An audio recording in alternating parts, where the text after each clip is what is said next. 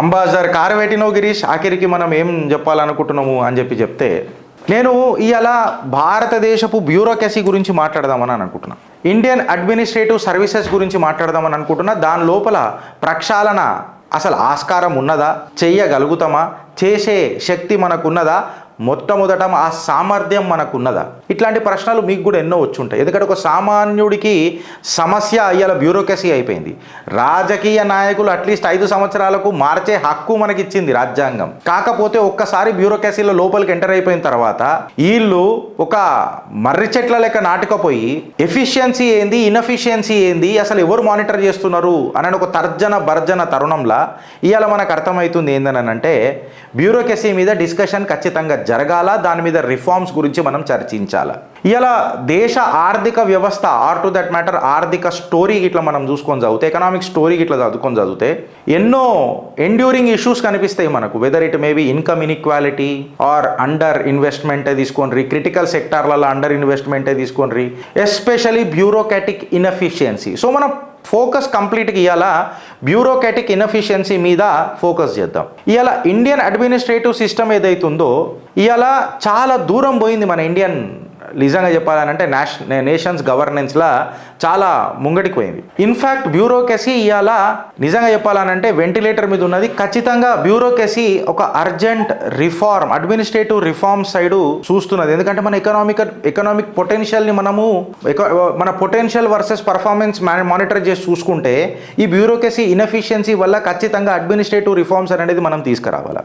Indian administrative services or to that matter IAS ఏదైతే ఉన్నదో అది భారతీయ స్టీల్ ఫ్రేమ్ అని చెప్పి మనం మాట్లాడతాం. ఇప్పటి నుంచే కాదు, బ్రిటిష్ కాలం నుంచి కొలోనియల్ మన ఇండియన్ సివిల్ కోడ్ నుంచి, ఇండియన్ సివిల్ సర్వీసెస్ నుంచి అక్కడి నుంచి మన మీద ఒక స్టీల్ ఫ్రేమ్ లెక్క మనం దీన్ని కన్సిడర్ చేసినాం. మన స్వతంత్రం వచ్చిన తర్వాత కూడా ఇండియన్ అడ్మినిస్ట్రేటివ్ మెషినరీ ఏదైతే ఉందో అది చాలా కీలక పాత్ర పోషించింది మన గవర్నెన్స్లో. కాకపోతే పొలిటికల్ ఇంటర్ఫియరెన్సే తీసుకోండి, లేకపోతే ల్యాక్ ఆఫ్ స్పెషలైజేషనే తీసుకోండి, అవుట్డేటెడ్ పర్సనల్ ప్రాక్టీసెసే తీసుకోండి, ఇవన్నీ ఏం చేసినాయి అంటే ఈ బ్యూరోక్రసీ ఇన్ఎఫిషియన్సీని బాగా పెంచుకుంటూ వచ్చినాయి. ఇన్ఫ్యాక్ట్ కరెక్ట్గా మనము ఒక ఫోకస్ చేసి మాట్లాడాలా అని అంటే మనం బ్యూరోక్రసీ తీసుకున్నాం. బ్యూరోక్రసీలో ఏది కీలకమైన టాపిక్ గిరీష్ దీని ఇన్ఎఫిషియన్సీని అని అంటే దీని అసమర్థత పెంచుతున్నది అని అంటే అందులో మన ఏమంటారు పొలిటికల్ ఇంటర్ఫియరెన్స్ ఏదైతే ఉందో ఈ ఐఏఎస్లలో ఇది చాలా వాళ్ళ అసమర్థతకు దారితీస్తుందని చెప్పి విశ్లేషకారులు మాట్లాడతారు. ఎట్లా గిరీష్ అని అంటే నీకు ఒక రాజకీయ నాయకుడికి నచ్చకపోతే ఫ్రీక్వెస్ట్ ట్రాన్స్ఫర్లు చేస్తారు, సస్పెన్షన్లు చేస్తారు, ప్రమోషన్స్ నేను చెప్తే ఇస్తారు, ఇంకొకటి చెప్తే ఇయ్యరు, వీడు నావోడా వావుడా వాళ్ళోడా ఏ కులపోడు అని చూస్తారు.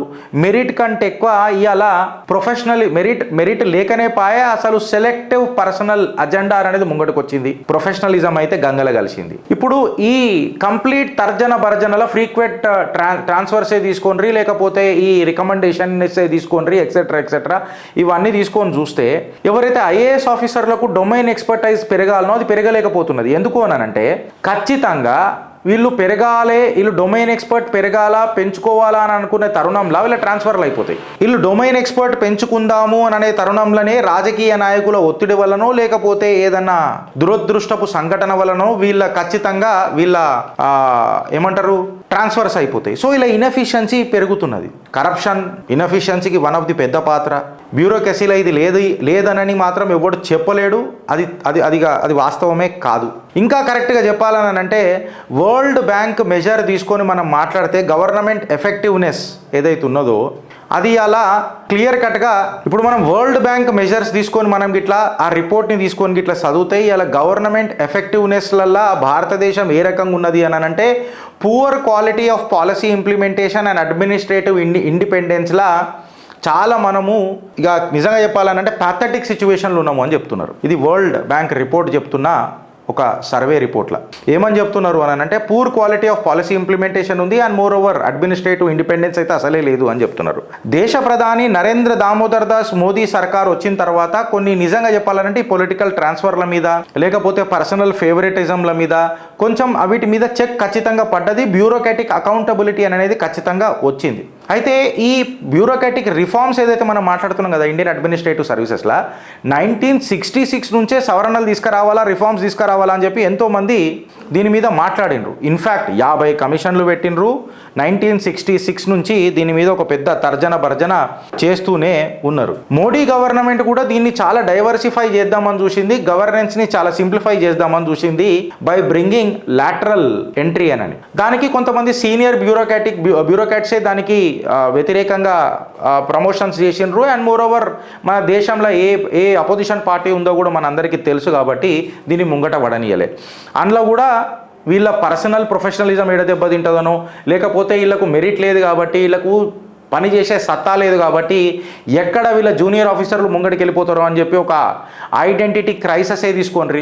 ఇట్లాంటివన్నీ కూడా సీనియర్ బ్యూరోక్రాటిక్ ఆఫీసర్స్ని దీనికి అపోజ్ చేసేటట్టు చేసినాయి. అండ్ మోర్ ఓవర్ కాంగ్రెస్ ఈయన చరిత్ర మనందరికీ తెలుసు. సో మోడీ ప్రభుత్వం ఈ లాటరల్ ఎంట్రీల పైన యూటర్న్ కొట్టాల్సి వచ్చింది. అందులో రిజర్వేషన్ కూడా చాలా కీలక పాత్ర పోషించొచ్చింది. ఇప్పుడు యుఎస్లో కొత్తగా ఒకటి ప్రపోజ్ చేసిరు, ఏంటంటే డిపార్ట్మెంట్ ఆఫ్ గవర్నమెంట్ ఎఫిషియన్సీ అని చెప్పి డాజ్ అని చెప్పి ఒకటి చేసిరు, DOGE, department of government efficiency. అందులో ఏం చేసిండంటే, ఇప్పుడు మన ట్రంప్ గారు ఎవరైతే ఎలక్ట్ అయినరో ఆయన ఏం చేసిండంటే ఎలాన్ మాస్క్ని ఇంకా కాడికి వస్తే కొంతమందిని వివేక్ రామస్వామిని పెట్టి డిపార్ట్మెంట్ ఎఫిషియన్సీ ఎట్లా అంటే, ఫర్ ఎగ్జాంపుల్ ఏ డిపార్ట్మెంట్లు సక్రమంగా పనిచేస్తున్నాయి, ఏ డిపార్ట్మెంట్లు కంప్లీట్గా రిడండెంట్ అయిపోయినాయి అంటే అసలు ఇక ఎక్కడేసిన గొంగడ అక్కడనే ఉంటుంది కదా. ఫర్ ఎగ్జాంపుల్ మన తెలంగాణలో ఎండోమెంట్ డిపార్ట్మెంట్ ఒకటి ఉన్నది, అట్లనే మన ఫారెస్ట్ డిపార్ట్మెంట్ ఒకటి ఉన్నది.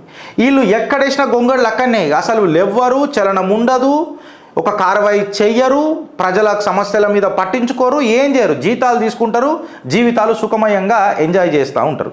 సో ఇటువంటి డిపార్ట్మెంట్ల ఎఫిషియన్సీ పెంచుదామా, లేకపోతే ఈ డిపార్ట్మెంట్లను తీసేసి పక్కకు పెట్టేసి దీని మీద ఏమైనా ఏదైనా కొత్త ప్రక్రియ మొదలెడదామా అనేది డిపార్ట్మెంట్ ఆఫ్ గవర్నమెంట్ ఎఫిషియన్సీ అని చెప్పి డాజ్ అన్నది కూడా తీసుకొచ్చారు. వేస్ట్ఫుల్ ఎక్స్పెండిచరే తీసుకోండి, లేకపోతే అకౌంటబిలిటీ ఫిక్స్ చేయడంలోనే తీసుకోండి.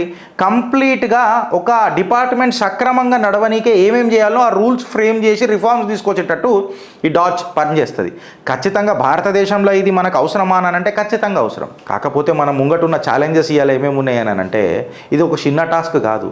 నువ్వు లాటరల్ ఎంట్రీ చేస్తానంటేనే మన జాతి గాంధీ పెద్ద పెద్ద లొల్లిలు చేసి రిజర్వేషన్స్ చేసేస్తున్నారు, చూసినావా నేను ఆ రోజే చెప్పినానన్నారు. ఇవాళ సామాన్యుడి ప్రశ్నలకు సమాధానం దొరకాలన్నా, లేకపోతే సామాన్యుడి సమస్యలకు పరిష్కారం దొరకాలన్నా ఇవాళ డొమైన్ ఎక్స్పర్ట్లు మనకు చాలా అవసరం. ఒక డిపార్ట్మెంట్లో ఈ ప్రాబ్లం జరుగుతుందంటే దీన్ని ఎంత త్వరగా సాల్వ్ చేసి వాడికి ప్రాబ్లం సాల్వ్ చేస్తాడు అని అనేది ఒక పెద్ద ముద్ద ఇవ్వాలి. అది మాత్రం ఈ ప్రభుత్వాలకు చేత కాదు. కేవలం రాజకీయ ముద్దాలు తీసుకొని వచ్చి పుట్ట గడుపుకొని పుట్టలు నింపుకునే చిల్లర రాజకీయ తత్వాలు ఆర్ టు దట్ మ్యాటర్ దాన్ని పెంచి పోషించే ఈ బ్యూరోక్రసీ కూడా పెరుగుతూనే వచ్చింది. జ్యుడిషియల్ ఇంటర్వెన్షన్ కూడా సుప్రీంకోర్ట్ ఆఫ్ ఇండియా కూడా ఎన్నోసార్లు సివిల్ సర్వీసెస్ బోర్డ్స్ 2013 నుంచి పెట్టి ఇంపాక్ట్ఫుల్గా ఈ లా ఆఫ్ ఎన్ఫోర్స్మెంట్ని తయారు చేద్దామని చూసిరు, కానీ వాళ్ళ కళలన్నీ నిజంగా చెప్పాలంటే కాకులు పొడిచినట్టే అయినాయి. ఇవాళ రిక్రూట్మెంట్ అనేది మెరిట్ మీద జరిగి డొమైన్ ఎక్స్పర్టైజ్ వచ్చి మెరిట్ మీద ప్రమోషన్స్ ఇచ్చి రిజర్వేషన్స్ కాకుండా ఒక మెజరబుల్ పర్ఫార్మెన్స్ని ముంగట పెడితే ఖచ్చితంగా సామాన్యుడికి ఒక ఏబుల్ గవర్నెన్స్ దొరకదా అని చెప్పి నేను చెప్తున్నాను. ఇన్ఫ్యాక్ట్ ఇంకొకటి ఏంటంటే కేంద్ర ప్రభుత్వానికి ఇవాళ ఒక పెద్ద ఛాలెంజ్ ఏందని అంటే ఒక రోబస్ట్ డేటా మెయింటైన్ చేయాలి. ఈ బ్యూరోక్రాటిక్ పర్ఫార్మెన్స్ ఏదైతే ఉన్నదో దీని మీద ఒక రోబస్ట్ డేటా మెయింటైన్ చేసి వీళ్ళు ఎవరైతే ఆఫీసర్లకు ప్రమోషన్ ఇస్తారో, ఒక కీలక పదవులు ఇస్తారో, ఇది డేటా బేస్డ్ ఉంటేనే దేశం ముంగట పడుతుంది, గవర్నెన్స్ ముంగట పడుతుంది, సమస్యలకు పరిష్కారం దొరుకుతుంది. చిత్రగుప్త్ మాట్లాడిన మాటలల్లో ఏమన్నా సందేహాలను ఉంటే ఆధారాలతోనే మమ్మల్ని ఉత్కారేయండి ఫ్రెండ్స్. లేకపోతే ఇది వాస్తవమా కాదా మీ కమెంట్ రూపంలో మాకు జర చెప్పుండ్రి. ఆలోచిస్తారా లేక అనుభవిస్తారా? భారత్ మాతాకి జై.